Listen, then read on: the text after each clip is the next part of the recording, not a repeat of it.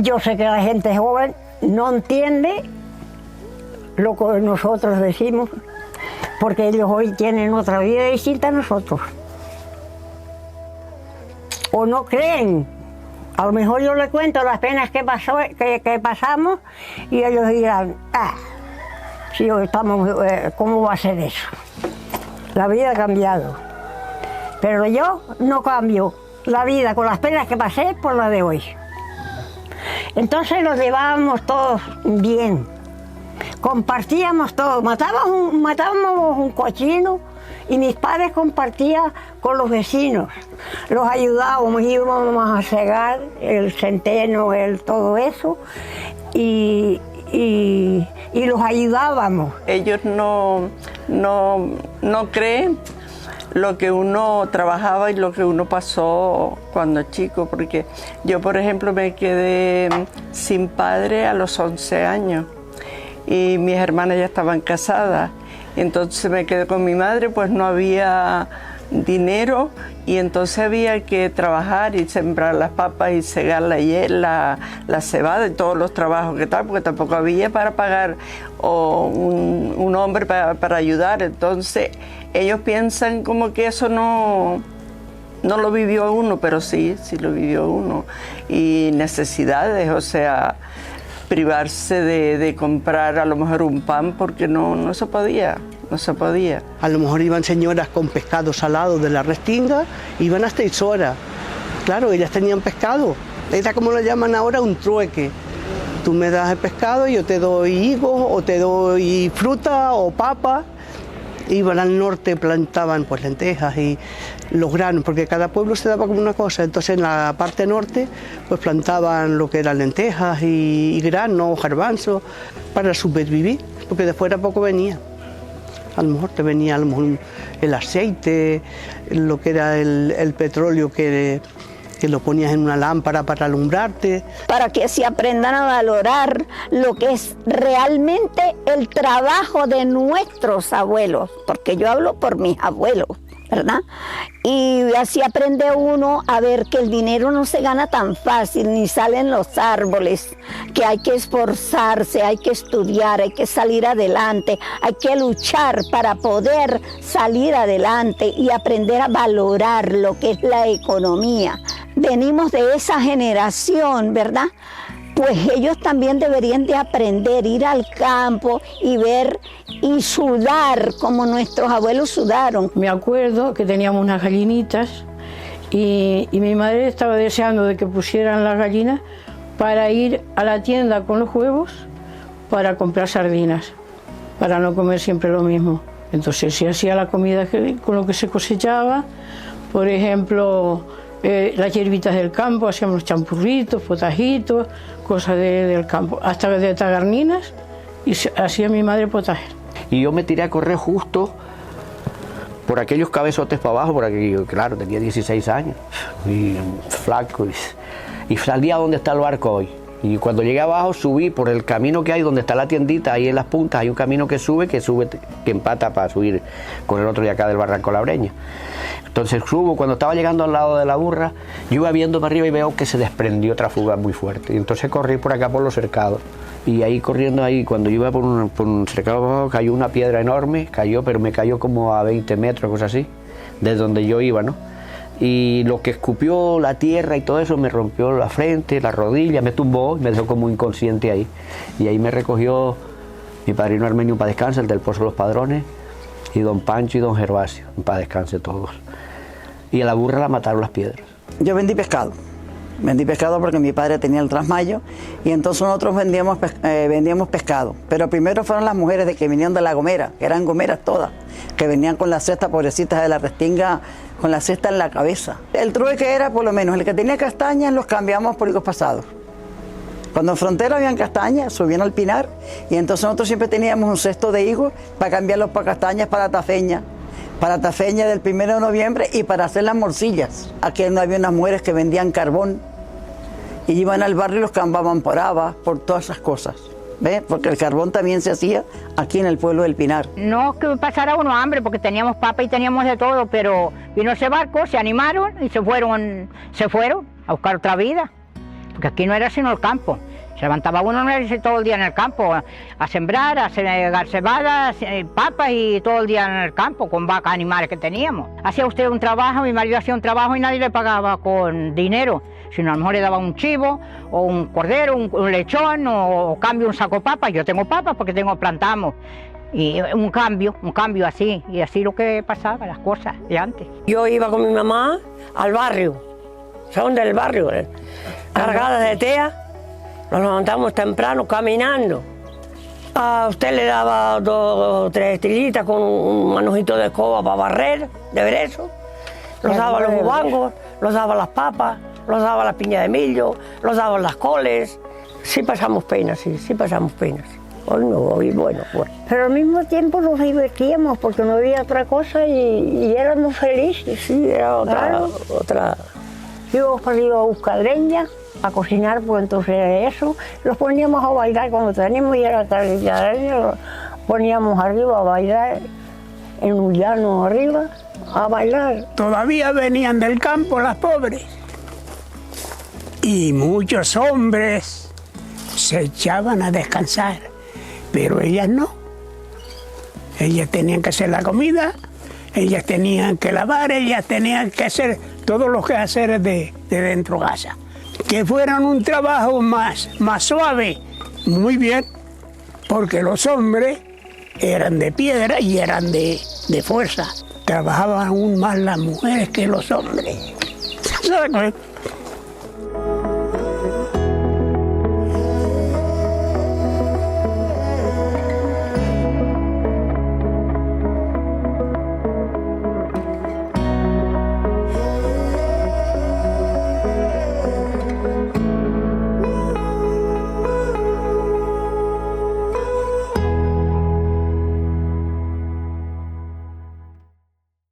Yo me acuerdo de hasta el 75 en mi pueblo de Nisora, vivía en Nisora y no había luz.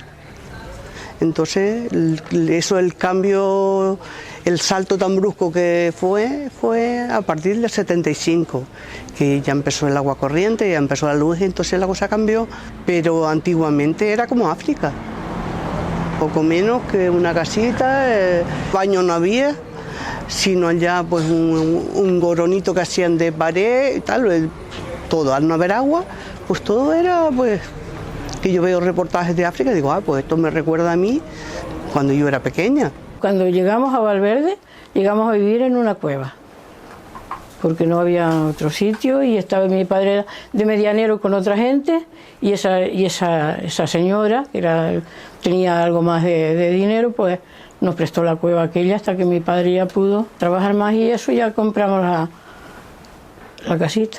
En el Pinar se pasaban higos, se cogían almendras, se sembraban lentejones, que era el único pueblo que sembraba, se sembraba cebada y se sembraba centeno y lentejas. En noviembre y diciembre y después se segaban en mayo y junio. Y las papas se sembraban en septiembre, que decía, cuando llegaba septiembre decía, el que tiene papas que siembre. Y después en diciembre era el grano, el que tiene grano que siembre. Nosotros pasamos desconsuelos porque no había pan, no teníamos galletas, no teníamos nada de lo que se tiene hoy. Pero teníamos yogur y petit suisse. Pero teníamos gocio de centeno que plantábamos, íbamos al campo. Mi madre, la pobre, moría, que hasta iba a buscar para allá abajo a medio risco, yendo para abajo para el mirador. Iba con la barriga, eso. Le empezaron los dolores a medio risco y con un saquete de comida para las vacas, para los animales. Salíamos por la mañana al campo y estábamos todo el día en el campo con los animales. Mi hermano iba, ordeñaba a la vaca, la llevaba para casa para que la otra hermana hiciera el queso y hiciera la comida, pero siempre estábamos en el campo. Antes se usaban los molinos en una piedra así y un palo así para moler el gofio. Cogió un poco de centeno de cebada, enseguida lo tostó y se arrimaba la pobre pasando dolores de parto. Uno lo hicieron grande desde que tenía 6, 7 años, ya uno tenía que ayudar en el campo. Mi padre, para descansar, me traía al frente del Mirador de la Peña, donde está el cementerio. Hay una finca que tiene él que plantaba el millo y me llevaba para allí para que yo atajara, para que los cuervos no sacaran el millo cuando estaban haciendo. Fue a moler al molino de la vecina que tenía ella un molino de esos para dejar gofio para los hijos. Hizo todo eso con dolores. Para después, cuando le llegó su hora, fue a dar a luz de uno de mis hermanos. Hasta traer leña del monte, de ir al monte a traer leña para cocinar en cuatro piedritas que ponían en el caldero. Gente de aquí del Pinar con un burrito cargado con lo que es el corazón del pino, la tea, que era para encender el fuego. Y al mes iban y llevaban la tea y lo cambiaban, yo me acuerdo de ver, cambiar por fruta, que era un pueblo de fruta. Tenemos vacas, ovejas, porque mi abuelo nunca quiso cabras, no le gustaban las cabras. Vacas sí teníamos, mi padre tenía como 4 o 5 vacas. Era supervivencia, era plantar, si tenía, recogía cosecha, comía, y si no, pues poco más que pasar hambre, me contaba ella. Salir desde por la mañana a traer la hierba para las vacas o a guardar las vacas todo un día para que no comieran la higuera. Aquí en el Pinar se daba poca hortaliza porque era el sur, era seco, pero mi papá era del norte, del barrio, del pueblo del barrio, que ese fue el granero de la Isla del Hierro. Todo en el mismo lebrillo, todos comíamos en el mismo. Mis hermanos, venga. Sí. Mi madre se dio cuenta que yo siempre he sido un poquillo delicada las cosas. Bueno, de antes rayos y centellas me comía, pero era muy pacífica, ¿no? Mis hermanos pim pam, y se dio cuenta mi madre. Entonces cuando volví a cocinar, cogía otro cacharrito y lo ponía, y mis hermanos le dijeron, eso no se me olvida nunca. Dice, ¿y por qué le pones a mi hermana ahí aparte? Dice, porque ustedes son muy dragones y tu hermana estoy notando que se está quedando sin comer. Había que agarrar las gallinas, ponerlas en una barqueta, en la otra ponía, pues no había utensilio suficiente, calderos para arriba y calderos para abajo. Entonces todo eso lo subían en el burro y las vacas, y veníamos de mudada para aquí abajo. Y igualmente después para arriba. O sea, era que había que llevar todo para arriba y para abajo, porque no teníamos la comodidad de tener en un sitio todo lo que se necesitaba, ni en otro tampoco. Íbamos por el burro cargado, con las gallinas colgando del burro, que siempre había que llevar, aunque íbamos cargando las vacas y tocando las vacas, pero iba con las alforjas llevando, porque en el burro no cabía las cosas. Si H por ver se caía alguna fuga de Porcinama, cogíamos la cumbre, bajábamos por San Salvador, derecho a Las Toscas. Era el doble camino, pero hacíamos así. Mataban los cochinitos y entonces se salaba todo porque no había neveras. Si teníamos un pescadito, hacíamos como un farol, le decíamos nosotros un farolito colgado, ahí guardábamos con una tela metálica finita como si fueran los mosquiteros. Colgábamos para que no fueran bichos ni nada, y allí si teníamos pescadito lo freíamos para que durara para el otro día, porque neveras no había. Y carne igual, comprábamos a lo mejor carne una vez en semana para hacer una comida. Esa semana que mataban arriba una gente que se dedicaba a eso en Tesino, en Valverde. Y llevabas el cerdo para tener carne salada, que era para hacer en los potajes, o hacías un rancho, todo era. Y después otros la ponían al sol, también otras formas de conservar la carne, porque no había neveras, no había de nada, entonces todo era más bien salazón. A veces le daban un tiro y otras veces una puñalada, no sé cómo era. Yo no me gustaba ver eso, porque era chica y no me gustaba. Entonces le cogían la sangre y la batían bien para hacer morcillas. Después los quemaban, después los raspaban y los abrían. Mi madre siempre repartía, esto llévale a la vecina Nestora, llévale a la otra vecina, llévale, y todo. Digo, Jesús, un huesito con su trozo de carne, un huesito con la vianda, porque si no les parecía mal si no se lo daban. Qué rica era esa carne de antes, de los cochinos. ¿Sí? Mi padre decía siempre, primero comen los animales y después comemos nosotros. Entonces nos echábamos el agua a los burros se revolcaban para ahí, le echábamos la comida, y después cuando íbamos a la mesa, mi papá nos miraba, ¿las manos se las lavaron? Sí, eso sí, después de comer, la siesta era obligatoria. Yo recuerdo estar con mi abuelo arrendando judías y pasar don José Armas, y mi abuelo allí conmigo, mi padre estaba en Venezuela, y le dice, tío Eusebio, vámonos, porque eso espera, el mar no, porque el mar estaba bueno para ir a agarrar viejas. Entonces, en el momento que había una oportunidad de invierno para ir a ver si...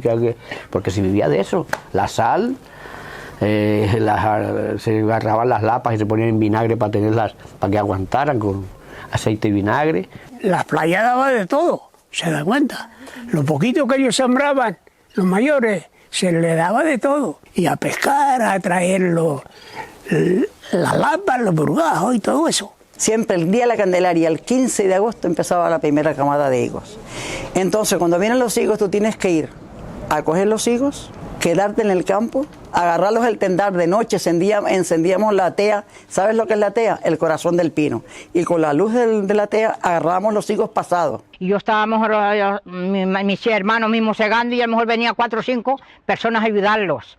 Pues después me iba yo para casa, arrugábamos un caldrón de papas con pescado salado y veníamos y hacíamos en ese campo, tenía un mantel y ahí comíamos. Y después yo iba, ese vecino estaba segando, pues mira, mañana voy a segar, pues entonces se ayudaba de parte y parte. Antes las mujeres se trabajaban mucho. Veníamos a la casa, los hombres se llevaban de lado como los perros, y las mujeres a hacer la comida y a lavar, y ya están de los hijos, ya están de toda esa broma, ¿entiendes? Entonces, pues... Las campesinas sufrimos mucho. Sí.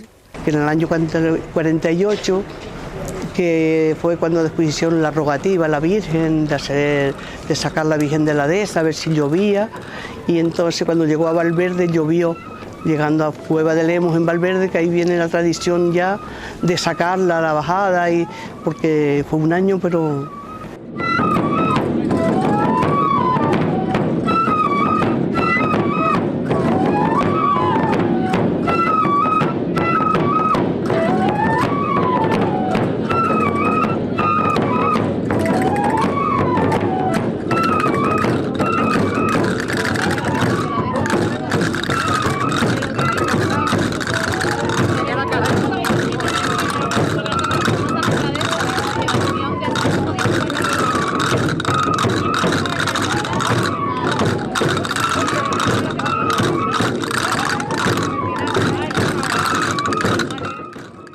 Recuerdo que hubo una sequía tan fuerte que traían el agua de Tenerife. Y ahí en las paredes, en la casa de nosotros, ahí traían el agua en barco. Y eso venía en bodegas, yo no sé cómo venía, que el agua venía con el sabor a gasoil. Total que mi madre le hervía, pero el gasoil no se iba.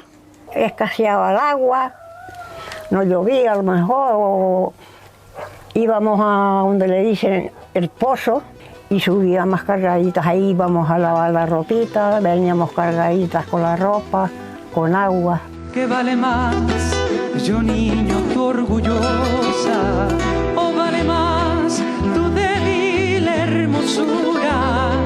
Piensa que en el fondo de la fosa llevaremos la misma vestidura. ¿Qué vale más, yo niño, tu orgullosa?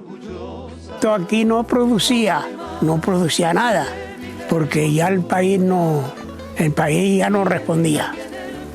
Sí, y digo nada, pues al mirar para otro lado, a ver si encontrábamos la comida. Hombres que tuvieron que abandonar, se fueron tanto a Cuba como a Venezuela, Argentina, y ahí empezó la emigración de la Isla del Hierro.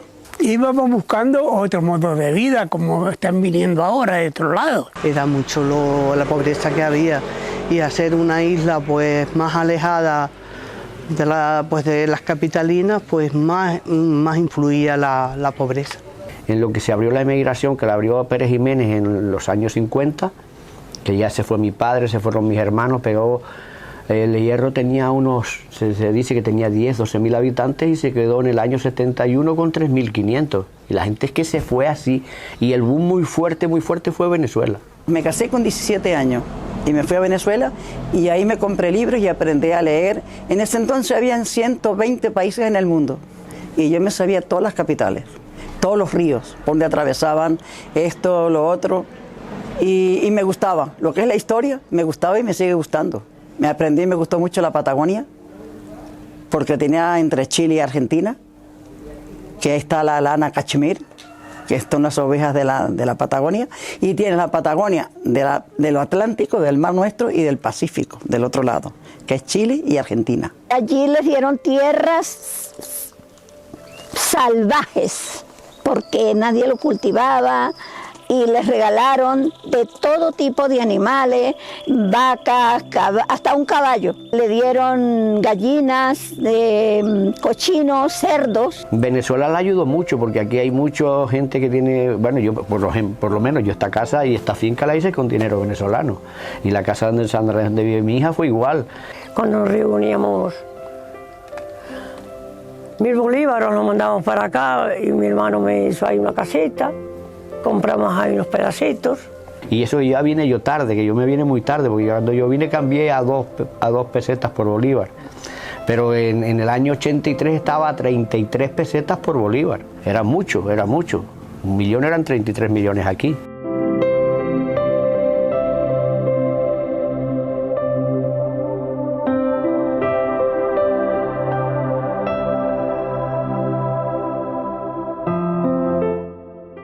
Yo iba a la escuela descalza y cuando hacía mucho calor y mucho el pecaba el calor, yo iba descalza por los lados de los caminos, pisando las hierbas para que no me pecara el sol. No nos podíamos permitir el lujo de comprar leche de fórmula. Bueno, pues si te pasarías tú mal para comprarle la leche de fórmula. Entonces optamos por criar una vaca. En aquellos tiempos eran 40.000 pesetas por una vaca, que más o menos una novillita bien, y después a otra que se la daban en 20. Entonces siempre decimos que empezamos con media vaca, porque esa vaquita era lo más feíta que podía haber, pero empezamos con la vaquita fea, mal, y los de un ternero, los daba leche para la niña, no les importaba que fuera bonita o fea la tal. Pues ahí empezamos. Íbamos arriba a ordeñar ahí al salir del monte, venía con esas lecheras de leche a hacer queso. Yo llegué a hacer hasta 12 kilos de queso, antes se embarcaba el queso. Ahora no, antes no había cooperativa. Lo más gratificante es recoger los cultivos que tú mismo has sembrado, porque cuando tú ves el campo que lo siembra y va brotando, aquello te llena, te emociona, te pone súper chévere, como decimos nosotros. Sí, tiene futuro, pero el futuro tiene que ir junto. No puedes decir agricultura por un lado y ganadería por otro, tiene que ir en conjunto. Y por sobre todo lo nuestro, que al ser ecológico tienes que plantar y criar, entonces es un círculo que si no cierras ese círculo no puedes, porque tú dices, sí, compro. Es que yo ahora mismo, yo sé lo que come mi ganado, yo no le puedo echar pesticidas, no le puedo echar piensos compuestos, que si le echas algo que no le echamos porque le echamos grano al pasto, eso es lo que se come en los veranos. Entonces tenemos que hacer ese círculo cerrado de agricultura, ganadería juntos.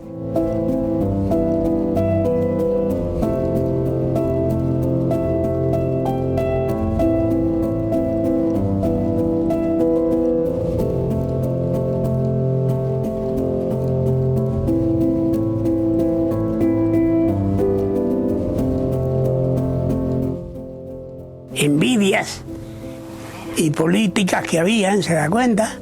Si usted a lo mejor hablaba de un partido y aquel hablaba de otro, le cogían odio y los mayores le daban sote, los falanges que venían aquí a dar porra. Y entonces los pobrecitos se escondieron en esas cuevas, dejaron la casa principal de sus padres y se escondían. Pero entonces habíamos muchos que los queríamos a ellos porque eran buenos. Y entonces nosotros, cuando pasábamos por donde estaban escondidos ellos, le llevábamos nuestra comida. Digo, pasado lo que podíamos. Mi madre, con 14 años, que me lo contó a mí, vio como en este pueblo se quiso matar a un hombre, fusilarlo, y llevaron a todo un pueblo, que ustedes ya lo sabrán esto, llevaron a toda la gente abajo al cementerio, y entonces la Guardia Civil decía, y la falange, eran los falangistas de este mismo pueblo, no eran de otro pueblo, de aquí mismo. Entonces llevaban a la gente al cementerio y le decían, cuando oigan el tiro, ustedes se tiran. Y mi madre ahí en el Gurugú, mi madre, mis abuelos, todo ahí. Y entonces estaba escondido, era don José Zamora, el mejor periodista que tuvo la Isla del Hierro. Y ahí está su retrato, está ahí. Entonces ¡pah! Lo mataron, sonaba la campana, ¡pam! Hasta que llegó la madre. Entonces la mamá de don José Zamora la llevaron y dijeron, cuando sienta el tiro, cáigase al suelo. Entonces ella dice, cobardes, levántense, pila de cobardes, dijo la señora. Y mi madre tenía 14 años cuando vio eso. Pues esas cosas hay que recordarlas, eso es historia. Que los niños lo sepan. Que los niños sepan, que estas criaturas sepan lo que se vivió, lo que se pasó y la facilidad y la gloria que ellos tienen hoy en día para disfrutar. Uno le cuenta a ellos lo que uno vivió y no lo cree. O ir a buscar basa para los colchones. Hoy hay mucha comodidad y ellos piensan que eso no fue posible. Yo se lo cuento a mi hija, a mis nietas, pues sí, es como le cuentas un cuento, pero no. Eso hay que vivirlo. Yo lo pasé bien, con las miserias y todo, pero éramos felices a nuestra manera, sí. La juventud de hoy en día no valora lo que tiene, porque tienen un tesoro en la mano y no lo saben valorar. Y todo es pide y la madre y el padre, aquí está, pide y aquí está. Y eso es un daño muy grande que se le hace a un hijo. Aunque no lo crean, el hijo se lo debe ganar. Mis hijos se lo ganaban cuando me traían notas a mi casa. Y yo les daba lo que me pedían, ¿verdad? Les dábamos. Pero primero las notas. Sin notas no había nada. Si nosotros no sembramos papas y sembrábamos cebolla, ¿de qué comen ustedes? Sino de nosotros. Y ellos tienen que hacer por algo. No echarse la vida por ahí al garete, digo yo. Perdonen que yo no sé hablar. Yo hablo a mi modo de ser, pues no me enseñaron a hablar, ¿entiendes? Pero la juventud de hoy no piensan sino en divertirse, esto para mí lo veo claro, mal. desde que eso la culpa que tienen los padres que no hicieron lo que hicieron nuestros padres a nosotros. Claro. Y que déjalos que hagan lo que quieran. Esto es un cambio como de la noche al día, en todo. En todo veo yo que es un cambio muy grande. Pues sí, señor. En las noches de verano, cuando yo se ha ido el frío, para contemplar la noche hay que dormir bajo de un pino. Y verás cómo la luna abre su propio camino, colándose entre los ramos y haciendo sombra a los nidos. Y las estrellas se asoman como si fueran postigos. Y al mirar tanta belleza te vas quedando dormido. Y te despierta la gente que pasa por el camino porque llega un nuevo día y hay recogida de higos. Y empiezas a trabajar con un fuerte sol bravío y vuelves a descansar bajo la sombra de un pino. Esa es una de mis vivencias.